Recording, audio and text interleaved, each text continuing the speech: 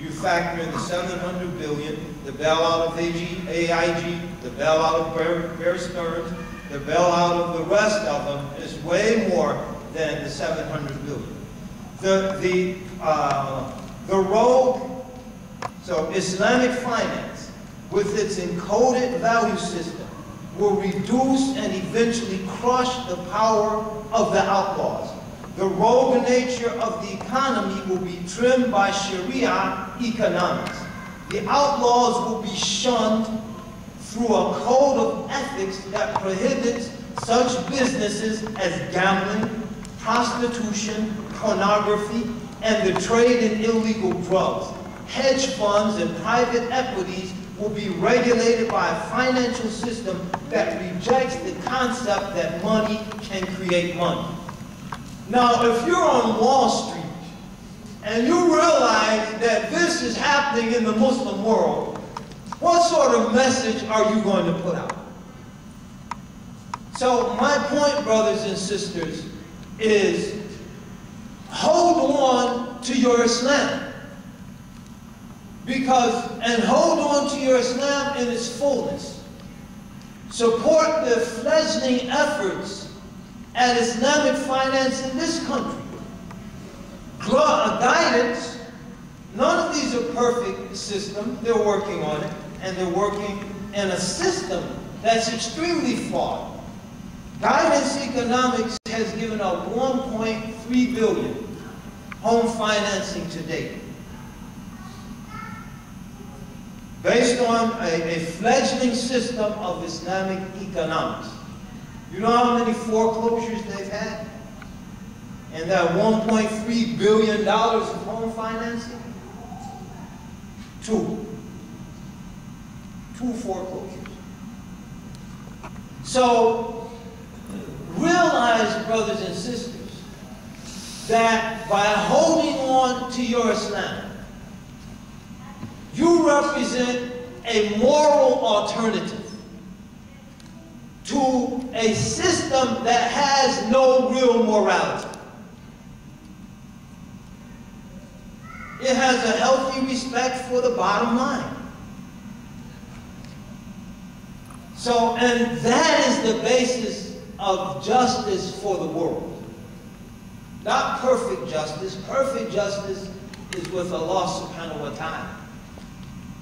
But more justice and more equity. And that is the level where the deep, lasting changes will be made. And each and every one of us has a part to play in that. Each and every one of us has a part to play. Our part is in holding on to the principles of our religion. Holding on to the effort to avoid riba and usury. And because why? By doing that, that becomes the impetus to develop alternatives. When we say, and I'm not condemning any fatwas to the contrary, Allah knows everyone's intention and circumstances. But when we say, you know, I have a big family and I will never be able to rent a house big enough for all of us, so I just have to get a mortgage from the bank. What essentially we do is we take the wind out of the sails of an effort to come up with a creative Islamic solution. By holding on to our principles, that's just one example. By holding on to our principles, we provide the impetus to come up with the solution, and that impetus only becomes more imperative and stronger as our community expands. So we have to hold on to our principles. We have to hold on to our core beliefs and values. Because when she mentioned an ethically coded system, it's a system where, again, I'll quote one more time from, just very quickly from this book. This is an earlier chapter where she says, Sharia economics centers on the concept of partnership and springs from a religious vision of the world. which is embraced by over 1 billion Muslims. Its final aim is to honor the values of the community, the ummah, it serves. Fascist economics centered on the repressive and corrupt nature of the state, whose sole expression was the fascist party and whose final aim was securing the interests of the fascist elites. While fascist economics disregarded the needs of the masses, its rhetoric took them into consideration. El Duce's popular speeches, his celebration of Italiano, the outstanding qualities of the Italian people, were skillful marketing illusions thrown at people exhausted by a long war and impoverished by the economic crisis. Those carefully crafted words hid the real goal of fascism, to secure an elitist class that had found in Mussolini a valuable buffer against revolutionary movements. Cut and paste. Search and replace, that's the phrase. Search and replace. Brothers and sisters, so a set of principles will be the only thing that provides hope for this world. And our principles are predicated on justice, as was mentioned. Our principles are predicated on equity. But it's up to us to make that real. By implementing it in our lives, no matter how humble, we consider ourselves to be in our corner of the world, because every drop of rain is humble.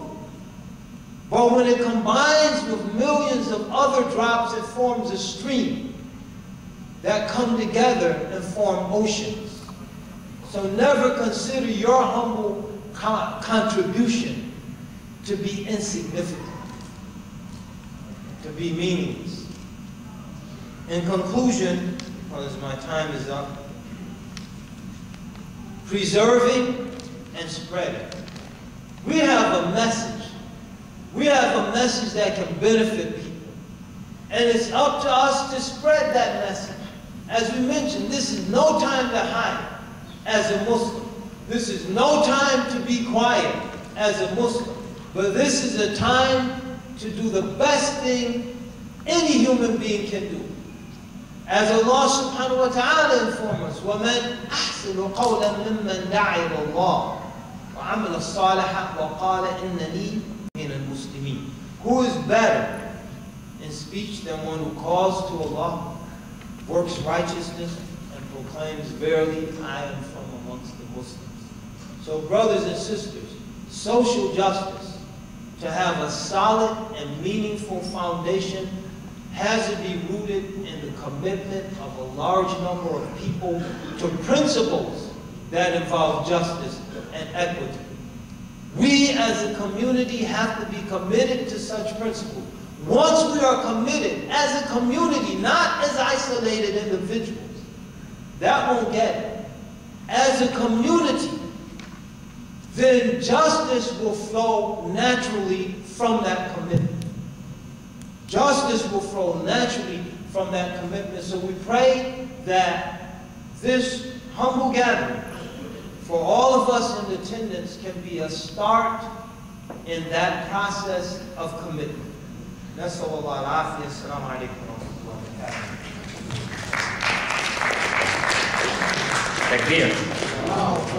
barakatuh. One more, for those of you who came in late, tomorrow there will be a blood drive in room number 212. And if you have any questions, please ask the volunteers. Imam Zaid Shakir and also Dr. Salah Khan, both of them will be signing their books outside, inshallah, after this session. The next speaker is Dr. Munir Farid, who is the Secretary General of Islam. بسم الله الرحمن الرحيم الحمد لله رب العالمين والصلاة والسلام على رسوله الكريم سيدنا محمد وعلى آله وصحبه أجمعين. Brothers and sisters in Islam, I want to focus on two things tonight. One is the importance of social justice in Islam, and the other has to do with the individual's approach to rectifying the wrongs of social injustice. The first might seem trite, but it is indeed significant. It's the only time, apart from you attending this particular lecture and other such lectures, the only time we pay attention to social justice or social injustice is when we ourselves have been personally wronged. If one is wronged, if one's house is lost, if one has been physically abused, then from the heart comes the call for justice. But if it is someone else's lot, if some other individual is wronged, then the sympathy is about as much as we are willing to share.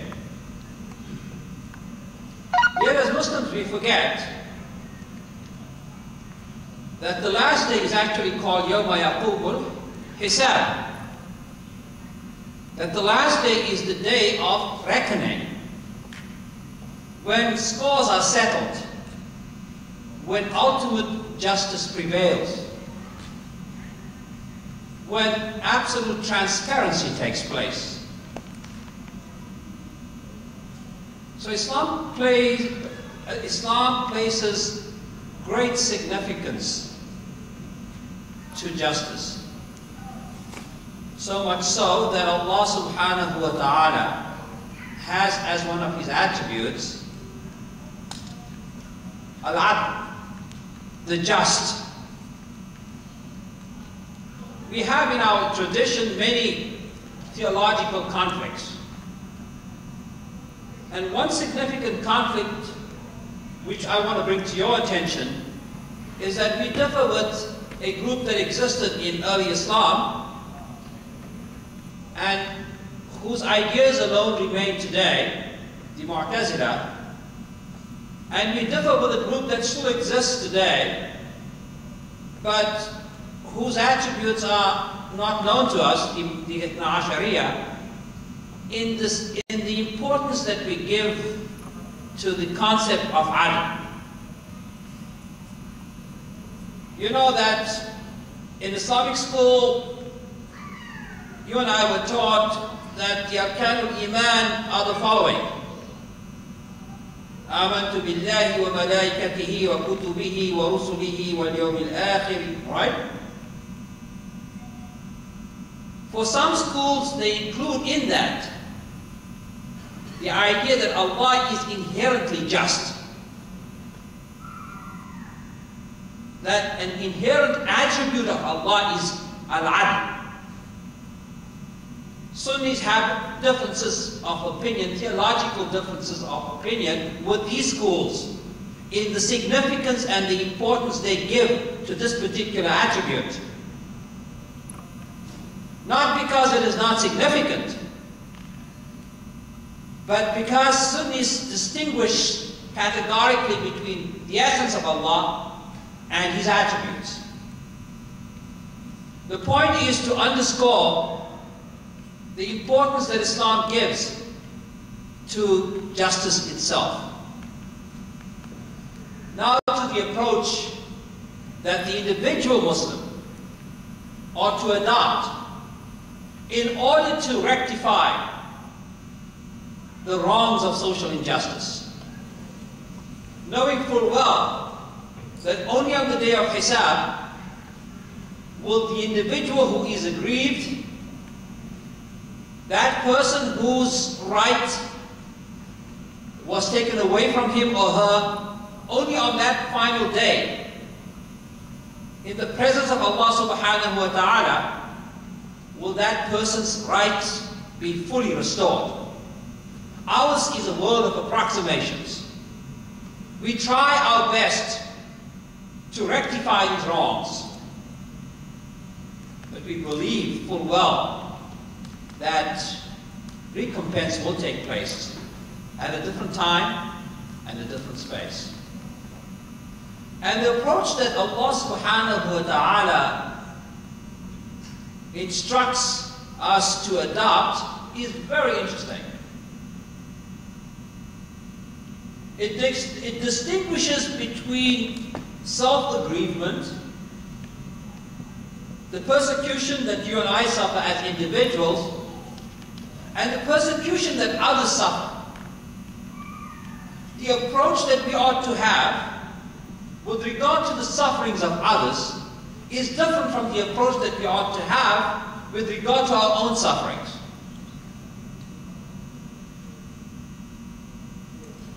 We always set a higher standard for those besides ourselves. And in so doing, we actually take the high moral ground. If you look at the Quran, the word "af" in its various configurations occurs in various places.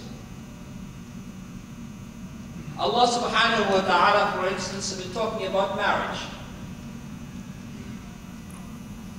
Tells us that when you've given a dawah, the mahar, and the marriage was not consummated,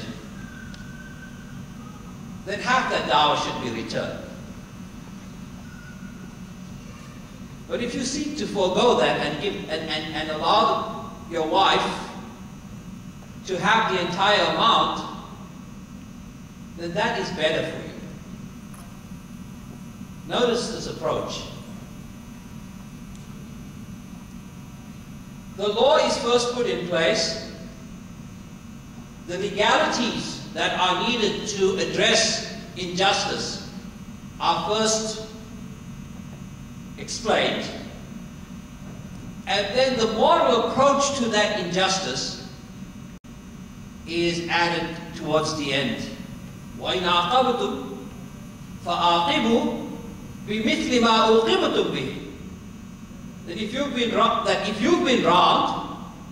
then you can rectify that situation to the extent that you've been wronged. وَإِنْ عَاقَبْتُمْ فَعَاقِبُوا بِمِثْلِ مَا عُوقِبْتُمْ بِهِ وَلَئِنْ صَبَرْتُمْ لَهُوَ خَيْرٌ لَكُمْ. But if you persevere, hold off, and not exercise your right to seek justice to the extent that you've been wronged, then that is the high moral ground.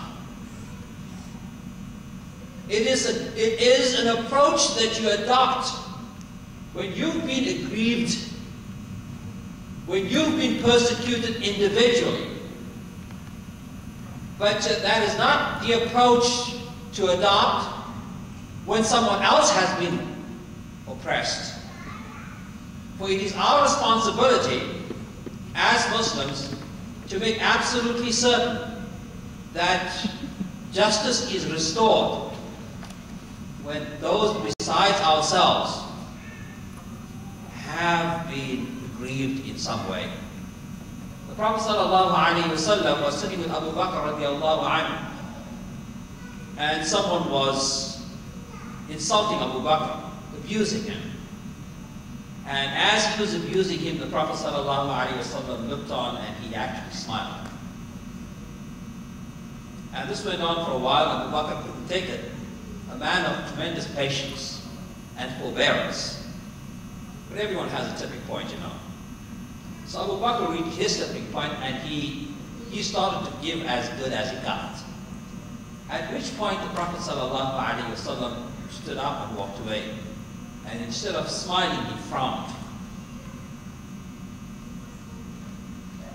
And so Abu Bakr, much concerned, ran after the Prophet ﷺ and said, "Ya Rasulullah, when I was being dissed, you smiled. And here I'm trying to redeem myself somewhat, and you frown." He says, all the while that you were being dissed, Allah subhanahu wa ta'ala had sent angels to say the exact opposite of what he was saying. But when you assumed his posture and did precisely what he was doing to you, the devil came into the picture. And I don't sit in places where devils sit.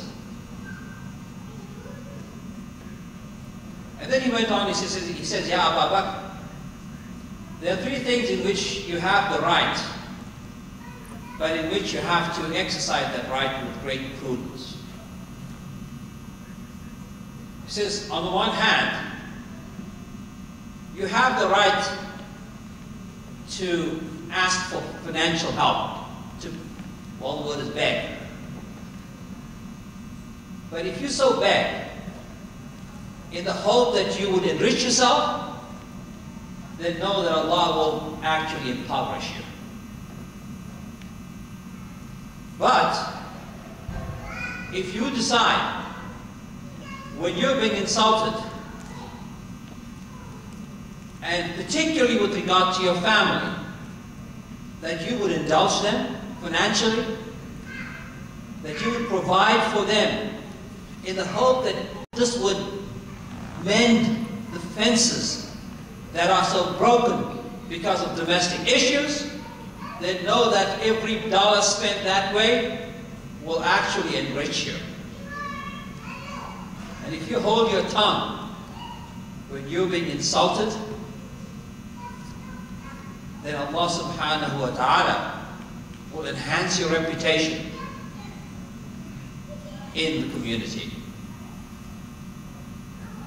There is a consistent approach in Islam, asking the individual to take the high moral ground, that being not seeking full recompense when one is individually slighted. We have a system of tallium, a criminal legal system that is unique in this regard.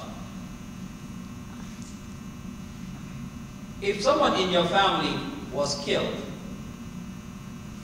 then this is what happens. The perpetrator is found, he's brought to justice, his case is heard, he's found guilty or not guilty. If he is found guilty, then much like it happens to some extent in this country, except that the punishment phase is not really in the hands of the family. What happens in an Islamic system is that when the punishment phase is reached, the family steps in and decides whether that particular crime that particular punishment will be exactly as Islam requires. And if it is so, then obviously that person will be punished accordingly. But if they decide to exercise patience, if they decide not to exact the same kind of punishment, then they too have the right to do that, and in so doing, they're taking that high moral ground that I spoke of. So in conclusion, we have in Islam, firstly, very high regard for justice. Secondly, there's this two-tiered approach. The individual who is persecuted certainly has a right to demand that the perpetrator be punished accordingly. But if he wants to follow the high moral ground, then Islam implores him to forego that, to forgive, and to show mercy. This is a very important approach that we can adopt as individual Muslims in addressing the injustices in the world today. And it's certainly something that we can use in the world outside to teach people about the noble truths of our faith. Thank you very much. Assalamu alaikum.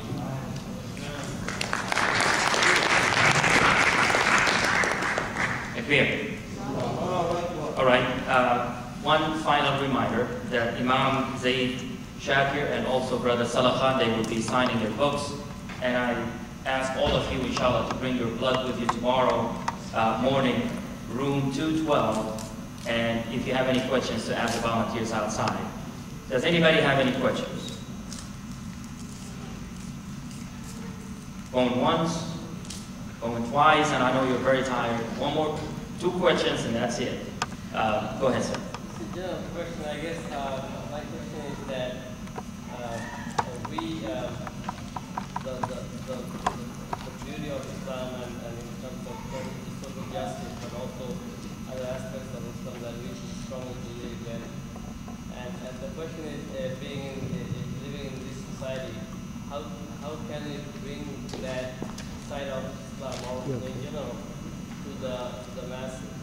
And basically, what kind of activism do we need so that we can, the message of Islam can be more, not just in this kind of setup to interact with each other, but beyond this, how can we interact with the overall general masses?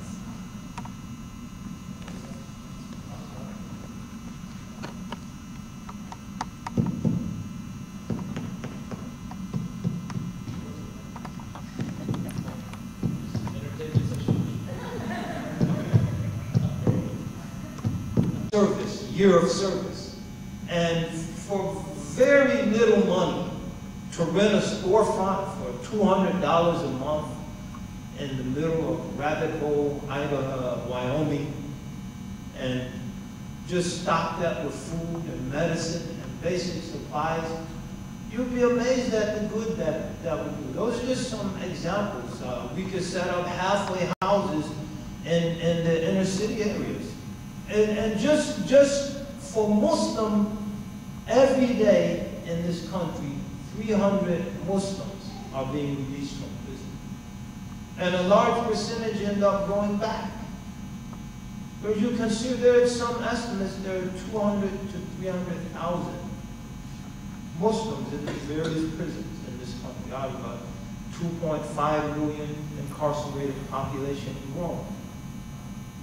So probably the lower end is a more accurate estimate, but there are no services, and they can't stay in the masjid because you don't know the histories, you don't know who's going to stay committed to Islam. There has to be some sort of independent halfway house situation. Who's doing that kind of work? So there's just so much in terms of, and joining with existing efforts and existing organizations who are already active in many different areas. Supporting the work of Muslim organizations like CARE to make them even more effective. There's just so much. There's so much we could do in terms of helping to bring more social justice and equity to this country. Those are just some personal reflections. I'm sure Dr. Fareed and Dr. Altaf have their own. But we could go on all night. But the important thing is time to move beyond the realm of talking. Because a lot of these things, 3 or 4 people can do. 3 or 4 people can come together with a plan, put their humble resources together. In this room, there are not any combination of 3 working people. Students is different. 3 working people who could not come up with $500 a month between them without being seriously stressed. $500 a month in most depressed communities, inner city and rural communities, you could set up a storefront service center, similar to the operation that the Catholic workers run. For $500 a month, you could rent the space, you could stock it, and you could organize volunteers to run it. So we're not talking things that we have to wait for some grand plan to come down from on high. But just simple things, all of us, if we are creative and we're really committed, we can do. So pray Allah Ta'ala bless us to do some of the things that all of you could think of based on your personal experiences. The doctors can get together and set up a free clinic, as is happening all over America. The Ummah Free Clinic in Memphis has a free clinic. A friend of mine, Dr. Hussein Saleh, Iranian, Muslim, very committed Muslim. And Stamford, Connecticut set up a free plan by himself. So, you know, the sky is the limit, literally, in terms of work. Assalamu alaikum. I have a general question which is a more particular nature, and I thank you for all the wonderful presentations you have done. In this country, among Muslims, we see all over the United States, in the Islamic centers and the masajid, there is a implicit social injustice which is going on with the sisters, how we approach that problem in this country. This is something we need to talk and discuss about that. Most of the time, the sisters have been given a very secondary role. Not only that, but they are not welcome in many places. Back in front of what you say. Somebody would like to comment about that?